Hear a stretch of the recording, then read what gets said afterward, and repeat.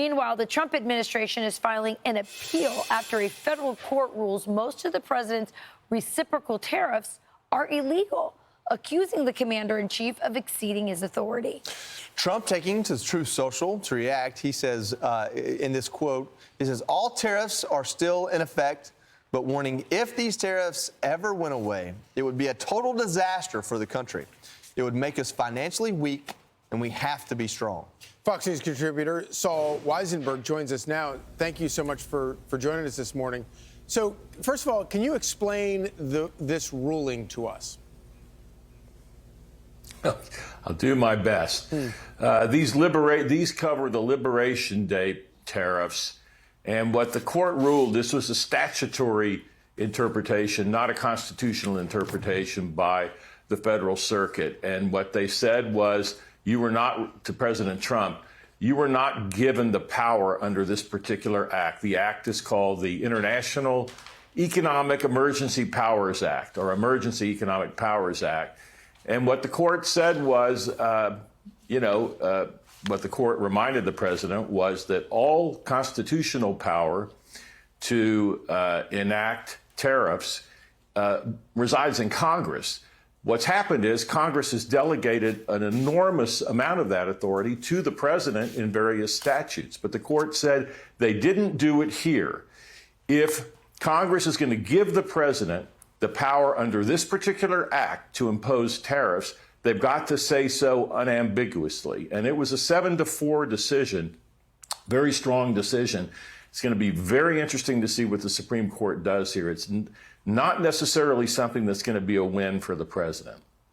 What do you think about, does this undermine, because we were talking earlier on the couch about how President Trump has used this not just economically, he's used this to actually get foreign countries to do things we want them to do, not just in terms of economics, but other things like, cooperate with us on national security, maybe wind down wars. So how does this undermine just the country? Forget about just the president, the country on the world stage.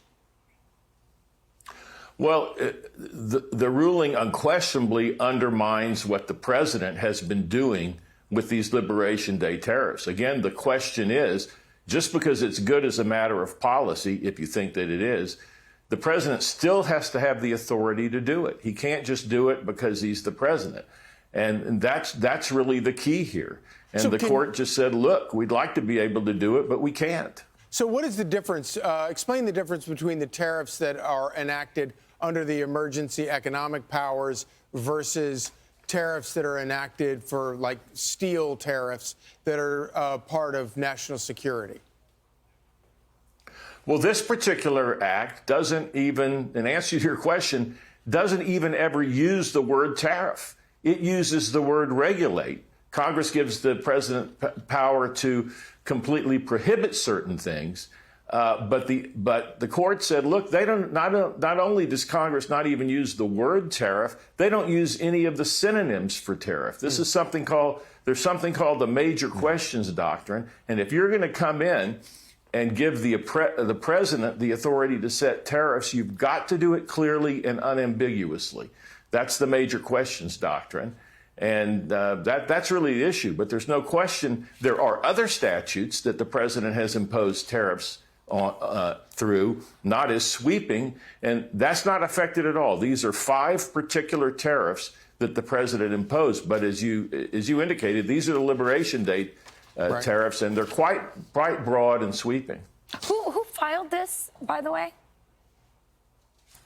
Well, 5 small businesses, and then they were joined by 12 states. That's who did it. And one of the problems is if it went to the Supreme Court and this sticks, would the government have to pay these businesses back their tariffs? And so it is something that we got to keep an eye on. 4 of the judges that ruled in dissent are Obama and Bush appointees. So it's not necessarily partisan. I think it really is on the matter of principle and how it's interpreted. Saul Wisenberg, thanks for joining us. Happy to do it. Thanks for having me. Yes, sir. Indeed. I'm Steve Ducey. I'm Brian Kilmeade. And I'm Ainsley Earhart. And click here to subscribe to the Fox News YouTube page to catch our hottest interviews and most compelling analysis.